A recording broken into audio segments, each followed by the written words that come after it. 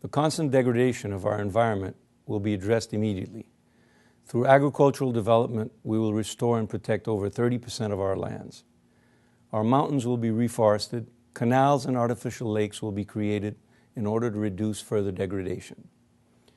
A special program to promote the industry of charcoal will be implemented to teach Haitian farmers how to grow and manage the forest in order to produce charcoal. The government will subsidize these farmers in special programs.